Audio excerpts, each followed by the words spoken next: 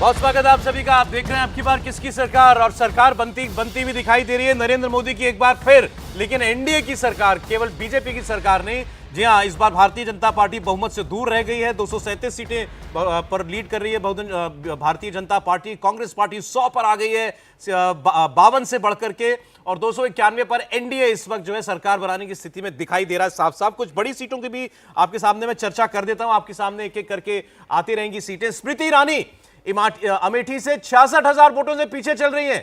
किशोरीलाल शर्मा उनके सामने थे, गांधी परिवार के करीबी, उनसे काफी पीछे चल रही हैं स्मृति ईरानी। अखिलेश यादव आगे चल रहे हैं 63,000 वोटों से कन्नौज से।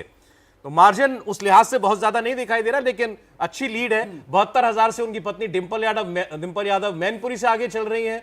तो दोनों पति पत्नी चुनाव जीतते हुए दिखाई दे रहे हैं। आजमगढ़ से दिनेश लाल निरहुआ पीछे चल रहे हैं 45,000 वोटों से। इनका मुकाबला धर्मेंद्र यादव से था। धर्मेंद्र यादव आगे चल रहे हैं आजमगढ़ से।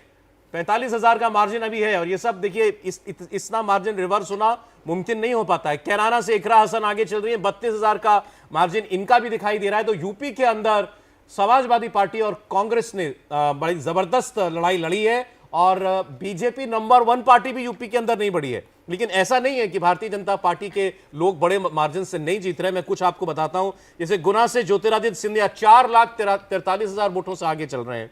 फग्गन सिंह कुलस्ते मांडला से, जिनकी सीट फंसी हुई मानी जा रही थी और एक वक्त ट्रेल भी कर रहे थे, ये अब 1 लाख वोट से आगे हो गए हैं।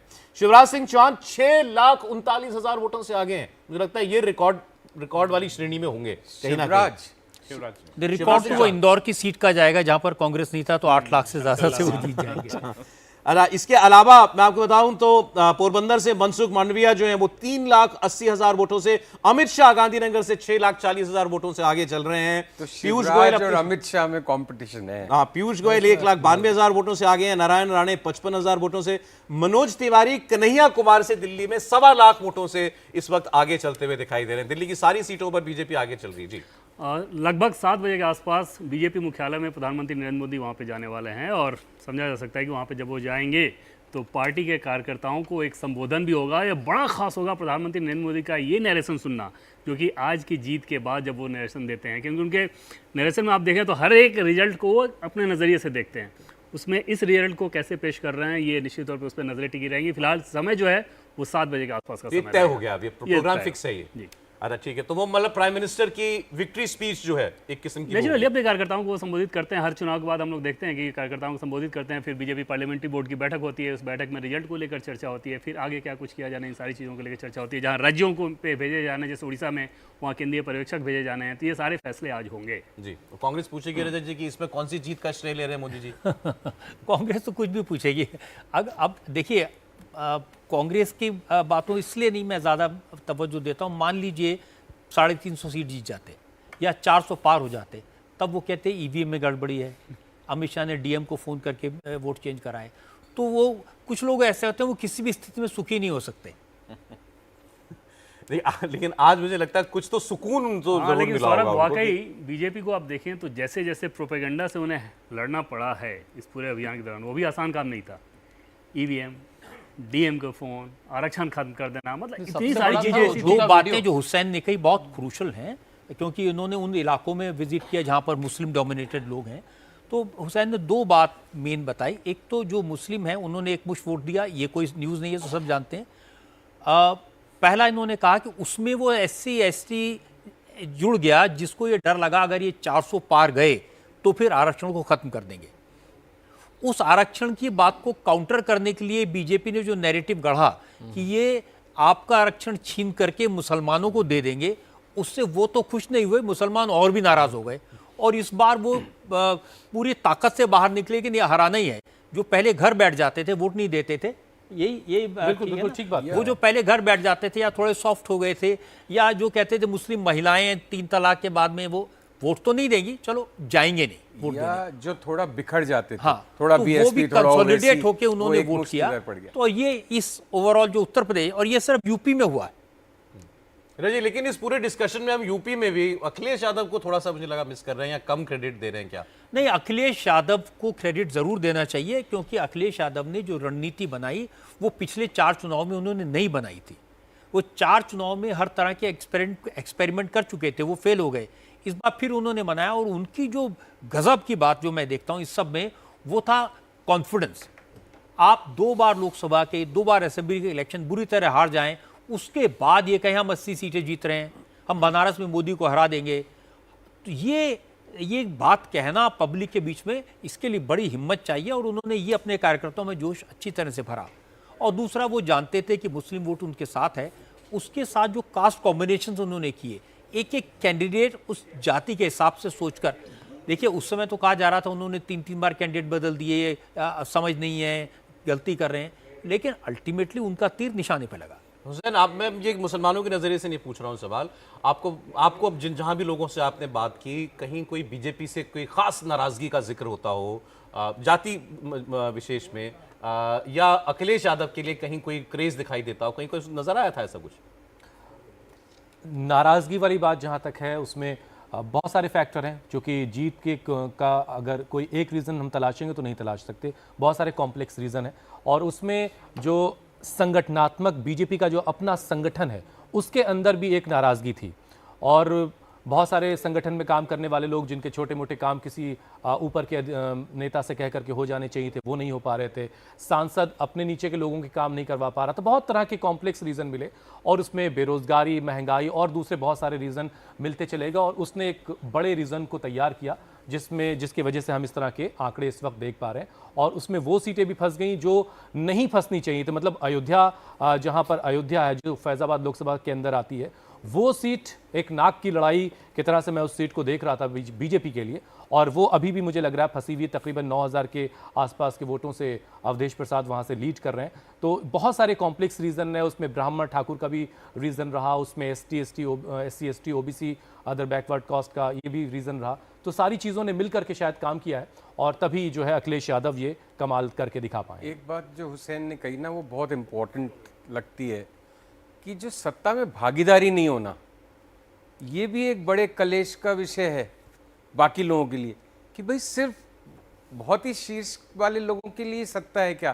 भाई एक सिस्टम था सत्ता में शेयरिंग का, या हमारे भी काम हो जाएंगे, छोटे मोटे अपनी मर्जी के अफसर लगा लें, पत्नी का ट्रांसफ़र करवा लें, मैं कोई कजिन सिस्टर भाई है उसको यहाँ से यहाँ।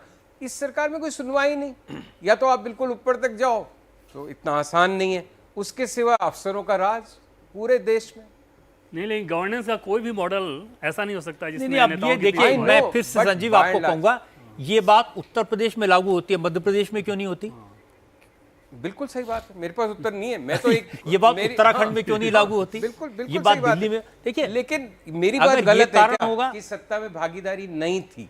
इस पिछले 10 साल में सत्ता पे पूरा तरह से एक किस्म की मोनोपोली थी। नहीं, वो मोनोपोली तो कर्नाटक में भी जब इनकी सरकार थी तब थी, वो मोनोपोली तो उत्तराखंड में भी है, वो मोनोपोली तो मध्य प्रदेश में भी है, छत्तीसगढ़ में भी है, जहां जहां सरकारें वहां ये है। लेकिन सर एक खबर मैं दे दूं बड़ी खबर आ रही है, कल दिल्ली में एनडीए की मीटिंग होगी। अमित शाह ने जीतन राम मांझी को फोन किया है, बिहार में वो भी जीत करके आए हैं, एक सीट उनकी भी आगे आ रही है, और एनडीए की मीटिंग के लिए उनको बुलाया गया। देवेंद्र, कल एनडीए की बैठक बुलाई गई है, बीजेपी के राष्ट्रीय अध्यक्ष जेपी नड्डा ने यह बैठक बुलाई है, और उसमें सभी लोगों को बुलाया जा रहा है। गृह मंत्री अमित शाह भी बात कर रहे हैं उन लोगों से, और कल एनडीए की बैठक होगी। और अभी एनडीए की सरकार होगी तो एनडीए एज सच अब इंपॉर्टेंट बन जाएगा। हाँ, लेकिन हालांकि पिछले दोनों बार भी देखा जाए तो 14 या 19 में भी तो अपने दम पे बहुमत के बावजूद प्रधानमंत्री नरेंद्र मोदी बार बार इस बात को कहते भी हैं कि एनडीए के लोगों को पहली बार ही उन्हें जगह दी गई थी, जबकि जरूरत नहीं थी। नंबर बीजेपी के पास अपने होते थे, तब भी वो सरकार एनडीए की ही होती थी। फोन करके आने को कौन कह रहा है, ये भी तो महत्वपूर्ण है। पहले कोई महासचिव ही कह देता होगा नहीं, एनडीए की बैठक है, आ जाइएगा। नहीं, पिछली बार भी मुझे ध्यान है, जब इनकी 303 सीटें आई थी, तब भी अमित शाह ने ही लोगों को फोन सर याद कीजिए कि जब जेडीयू अलग हुई थी, बड़प्पन है, जब जेडीयू अलग हुई थी, तो उस दिन भी उपराष्ट्रपति का जब नॉमिनेशन चल रहा था, तो प्रधानमंत्री नरेंद्र मोदी ने खुद ललन सिंह को कितना महत्व दिया था। उससे कुछ दिन बाद ही जेडीयू अलग हो गई थी, तो वो मैसेजिंग तो किया जाता है। लेकिन ये नजरें सौरभ इस बात पर टिकी रहेंगी कि क्या कल चंद्रबाबू नायडू को एनडीए का कन्वेनर बनाया जाता है या नहीं बनाया जाता है। एनडीए कन्वेनर को लेकर बार बार इस बात को लेकर चर्चा चलते रहती है। दूसरा, क्या नायडू भी खुद अभी बनना चाहते हैं? ये तो बात ही रह गई थी, एनडीए कन्वीनर भूल गए थे कि कोई ऐसा भी पद होता है। एनडीए की बैठकें ऐसा मुझे याद नहीं, कब चुनाव से पहले तो हुई हैं, लेकिन उससे नहीं, पहले कब एनडीए हुई? की बैठक हुई थी जब इन्होंने इंडिया अलायंस जी हाँ, उसके जवाब में किया था और बहुत सारे लोगों ने मीटिंग, उसके तुरंत बाद फिर एक मीटिंग की गई थी। और उसमें नंबर्स बताया गया था कि हमारे पास लगभग 36-37 दल हैं, वो नॉर्थ ईस्ट के बहुत सारे दल उसमें आए थे, उसमें फिर वो बड़ा बुके दिखाया गया था, क्योंकि बीजेपी को ऐसा लगा था कि ऐसा ना हो कि इस नैरेटिव में हम पीछे हट जाएं, भाई उनके पास बहुत ग्रैंड अलायंस है, हमारे पास जिसमें छोटा आया है। था कि उसमें से 40 में से 35 दलों का तो कोई सांसद ही नहीं था। नहीं, लेकिन इसमें सर नॉर्थ ईस्ट के बहुत सारे लोग होंगे, और हो सकता है एक एक दो दो सांसद जो है वहाँ के हों। तमिलनाडु के कई सारे दल होंगे इस बार, तो बहुत सारा अलायंसेस वहाँ पे हों। हाँ, ये 293 अगर एनडीए पहुंच रहा है, हम लोग जैसे आप चर्चा कर ही रहे थे, 239 भाजपा की हैं, 30 सीट इसमें आप जोड़ लीजिए एनडीए। AIDMK भी सीट्स जीता है क्या? एआईएडीएमके की ना, सीट्स आई हैं, तीन मेरे ख्याल से। सीटें। 3 सीटें हैं। नहीं सर, नहीं, अब नहीं, जीरो जीरो हो जीरो हो गई। पहले थोड़ी देर जीरो पहले हो गई। थी, तब वो Others तो में वो वहाँ भी पर एनडीए है। के खाते में आती लॉजिकली, अगर जीतते तो। पर AIADMK से तो अलायंस अलग लड़े थे। लेकिन हाँ एक अलायंस नहीं, था आ ही नहीं जाते, ना, लेकिन क्योंकि वो तो डीएमके जहाँ होगा उसके पर ये विपरीत खड़े एनडीए होते। के तौर पे लड़े नहीं थे। AIADMK अलग लड़ा था, आप बीजेपी अलग टीडीपी और जेडीयू को छोड़ दीजिए, उसके बाद भी 23 सीटें हैं जो बाकी दलों में बटी हुई हैं। केरल की सीटों का भी एक बार याद एनालिसिस रखूंगा। करना चाहिए। केरल में कांग्रेस को कितनी मिली और सीपीएम सीपीआई को कितनी मिली। नहीं, मुझे वो यूपीए वाले टाइम्स याद आ रहे हैं, तब हम लोगों को जमानी याद होता था कि इसमें कितने लोग हैं, कौन कौन सी अरे पार्टियां हैं, यूपीए इसमें केरल कौन कौन में सी पार्टियां 18 हैं। सीटें यूडीएफ को और एलडीएफ को 1। वो भाजपा वाली वही सीट है, असली त्रिशूल की। कोalition का याद करना मुश्किल तो यूएफ के टाइम था। उससे भी पहले यूनाइटेड फ्रंट की जब सरकार होती थी, किसके कितने सांसद क्या है, वो तो आप सुबह से शाम गिनती करो, फिर रिवीजन करो, फिर भूल जाओगे। इतनी पार्टियां, इतने दल। तो देखिए, बड़ी स्टोरी इस समय सौरभ ये है कि ये जो 293 294 का जो नंबर है, ये ऐसे ही रहने वाला है। 2-4 सीट आगे और 2-4 सीट पीछे। दूसरी एग्जिट पोल सारे फिल हो गए हैं। और तीसरी बात ये कि बीजेपी अपने दम पर 272 के मार्क को नहीं पहुंच पाएगी, तो कोलिशन गवर्नमेंट को लीड करेंगे नरेंद्र मोदी। जो देवेंद्र बता रहे हैं उसके हिसाब से तैयारियां शुरू हो गई हैं। बीजेपी के कार्यालय में अब कार्यकर्ताओं को एड्रेस करेंगे, जश्न का माहौल ज़रूर दिखाया जाएगा।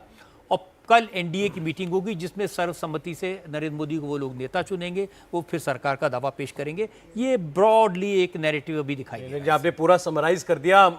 ये आज की इस पूरी अभी की जो परिदृश्य दिखाई दे रहा है, इस सब के बीच मुझे अचानक याद आया कि मैं 10,000 रुपए की शर्त हार गया हूँ। हमारे सीएफओ साहब से शर्त लगी थी कि बीजेपी को मेजोरिटी मिलेगी कि नहीं मिलेगी। और दूसरी गलती मैंने ये कर दी, मैंने टीवी लेकिन पे याद हमें दिला तो दिया। पूरी उम्मीद है अभी भी, हमें तो पूरी वाले उम्मीद है आदमी अभी से भी आपने पैसे कि की जैसे शर्त लगा रजत दी। जी ने अपने चैनल पे प्रश्नों का उत्तर देने वालों के लिए इनाम की घोषणा की है, ऐसी और भी इनाम दिए जाएंगे। सही अनुमान। वो कॉन्टेस्ट अभी जारी है व्यूअर्स, मैं याद दिला दूं, इंडिया टीवी देखिए, लाखों के इनाम जीतिए। वो कॉन्टेस्ट दिन भर के लिए था। रजत जी सुबह से, आप सुबह 7 बजे से लगातार आपके साथ, आपके लिए ही यहां पर हैं। 2 सवाल वो आपसे पूछ चुके हैं, एक सवाल अभी और आएगा। कब?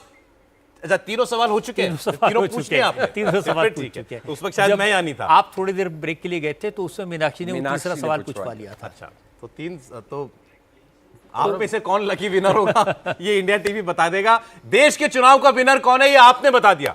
देश के चुनाव में एनडीए की सरकार बन रही है, 293 सीटें, 233 इंडिया गठबंधन को मिलती हुई दिखाई दे रही है। 60 सीटों का गैप है, लेकिन लड़ाई खूब लड़ी गई इस बार, शिद्दत से मुकाबला हुआ। लेकिन नरेंद्र मोदी प्रधानमंत्री तीसरी बार बनेंगे, इसमें कहीं कोई संशय नजर नहीं आता। एक छोटा सा ब्रेक और है, कवरेज हमारी लगातार जारी है, बने रहिए।